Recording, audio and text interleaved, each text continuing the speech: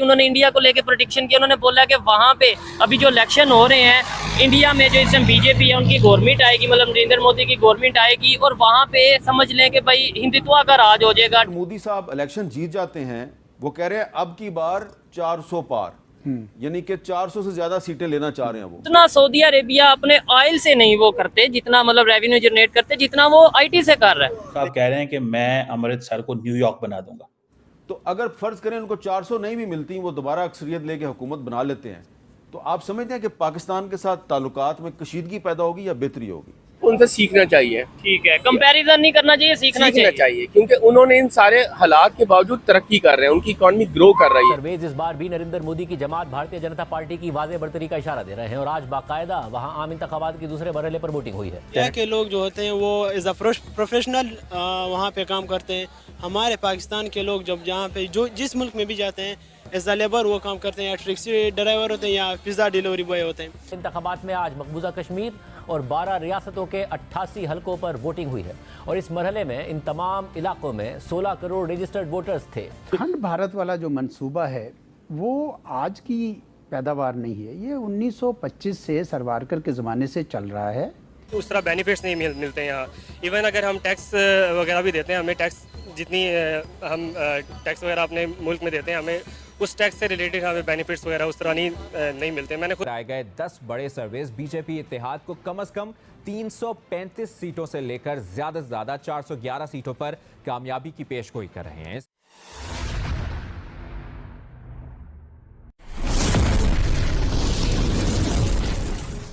वो अब यहाँ पे अगर आप उसको थोड़ा सा न्यूट्रल होकर देखते हैं तो आपको उनसे सीखना चाहिए। ठीक है, कंपैरिजन नहीं करना चाहिए, सीखना चाहिए क्योंकि उन्होंने इन सारे हालात के बावजूद तरक्की कर रहे हैं, उनकी इकॉनमी ग्रो कर रही है। ठीक है, और दुनिया के जो बड़ी बड़ी जिनकी जो इकॉनमी थी, जिन मुल्कों की जो डेवलप कंट्रीज थे, उनको टफ टाइम दे रहा है इंडिया। इसमें कोई शक नहीं है। अच्छा, बड़ी इंटरेस्टिंग गपशप चल रही है। वैसे तो फूड चेन है इनकी, रेस्टोरेंट है, लेकिन काफी मेरे ख्याल से हिस्ट्री या पॉलिटिक्स में काफी हौ न रखते हैं। अच्छा, मुझे बताइएगा, नजम सेठी साहब को भी आप फिर जानते होंगे?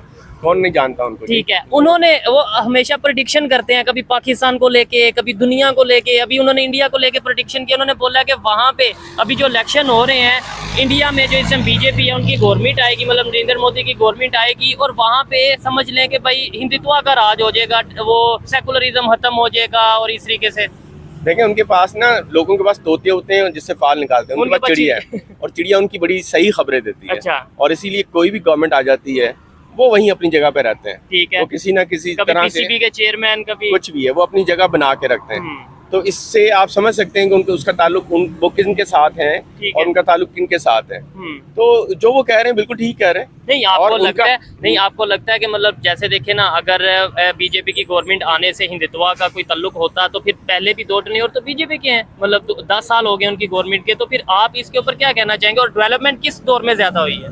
आप इंडिया की बात कर रहे हैं। देखिए, इंडिया की अगर आप बात करें तो मोदी के ऊपर जितना भी अभी तक बात रही है, फिर और जो भी उसके मुतालिक एक आम राय है, लेकिन उसका टर्नओवर आप उठा के देखें ना, तो एक बहुत ज्यादा विजिबल, एक रिमार्केबल वहाँ पे डेवलपमेंट हुई है, नजर आई है, और नजर आई है, दुनिया देख रही है। और उन्होंने आईटी को उठा के देख लिया। एक सिंपल से हम टोटल की बात नहीं करते, सिर्फ आईटी की। चांद पे वो पहुंचे, चंद्रयान 3 उनका, उसके अलावा 5वीं बड़ी इकॉनमी, और बहुत सी ऐसी चीजें हैं जो हमें स्टेप बाय स्टेप उनको अगर काउंट करने, आप सिर्फ आईटी को उठाएं और आईटी को उठा के देखें कि उन्होंने क्या डेवलप। इस वक्त दुनिया में जो आईटी में लोग काम कर रहे हैं वो इंडिया को प्रेफर करते हैं कि वहाँ से अपने सॉफ्टवेयर, अपनी एप्लीकेशन और चीजें बनाएं। उसकी क्या रीजन हो सकती है? मतलब हम तो कहते हैं फ्रीलांसिंग में हम भी नंबर 1 कह लें, या मतलब बहुत ज्यादा नंबर 1 कहना, तो मैं भी कहूँ कि जी फास्ट फूड में मैं नंबर 1 हूँ लेकिन नंबर 1 होना, कहना और प्रैक्टिकल होना बड़ा फर्क पड़ता है। ये बड़ी टेक्निकल। और अभी आईटी की हम बात कर रहे हैं ना, आईटी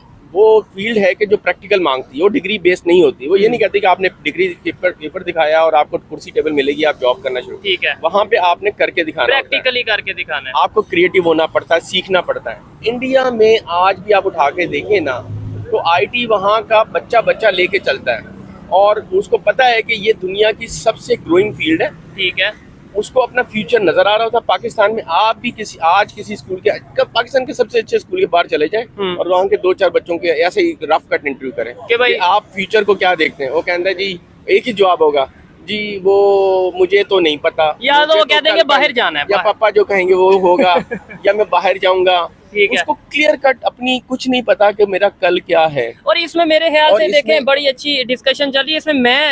मैं भी गलत भी हो सकता हूँ, लेकिन मेरे ख्याल से इसमें स्टूडेंट्स की उतनी मिस्टेक नहीं है जितनी टीचर्स की मिस्टेक है, जितनी हमारे एजुकेशन सिस्टम की मिस्टेक है।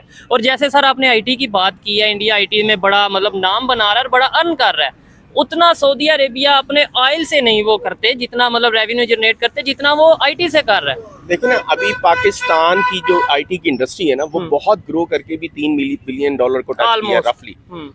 अब आप कहते हैं कि जी मैं इंडिया से या किसी भी अपने नेबर कंट्री, इवन बांग्लादेश से हम कंपेयर नहीं कर सकते। बांग्लादेश हमसे 1970 में हमसे अलग हुआ। और मैं ऑनेस्टली बताऊं, अगर अभी आप बात कर रहे हैं, मेरा इत्तेफाक हुआ बांग्लादेश जाने का एक प्रोजेक्ट है। अच्छा। 2007-8 में मैं बांग्लादेश गया। ठीक है। और ऑनेस्ट टू गॉड, मैंने जब वहाँ जाके देखा ना, पहले ही 2-3 दिन में मेरी ऑब्जर्वेशन ये थी कि पाकिस्तान अल्हम्दुलिल्लाह बहुत अच्छा है, क्योंकि उस वक्त 2007-8 में हमारी करेंसी उससे बहुत बेहतर थी। ठीक है। वहाँ की इकॉनमी हमसे हमारी बेहतर थी। ठीक है। वहाँ के जो हालात देखे ना, यहाँ पर तो मैं सॉरी अपोलॉजीज करके ये बात कहना चाहूँगा, यहाँ पे हम एक अयाश कौम की तरह रहते हैं। पैदल चलना हमारे लिए तौहीन है। अगर भारत के अंदर देखा जाए तो आपको ये एहसास होगा कि भारत की जो पॉलिटिकल लीडरशिप है, उन्होंने जो रिटायर्ड एम्बेसडर्स हैं या जो डिप्लोमेट्स हैं, उनको काफ़ी हद तक अपने साथ लगा लिया है। फॉर एग्जांपल अगर आप पहले देखें तो डॉक्टर जयशंकर जो थे वो बड़े करीबी एक पोजीशन रखते हैं और उनको प्राइम मिनिस्टर मोदी का मैसेंजर कहा जाता है। Messenger of Narendra Modi to the world, ये टाइटल जो है वो बहुत सारी जो वेस्टर्न मीडिया है या प्रेस ने दिया है। अब आ जाते हैं तरनजीत सिंह साहब। तरनजीत सिंह साहब जो हैं ये इंडिया के एम्बेसडर रहे हैं अमेरिका में, इससे पहले श्रीलंका में रहे हैं। तरनजीत सिंह सिद्धू जो हैं वो क्वालिफाइड हैं, सिविल सर्विस इन्होंने की है, इंडियन फॉरेन सर्विस इन्होंने आई थिंक 1988 में ज्वाइन की थी।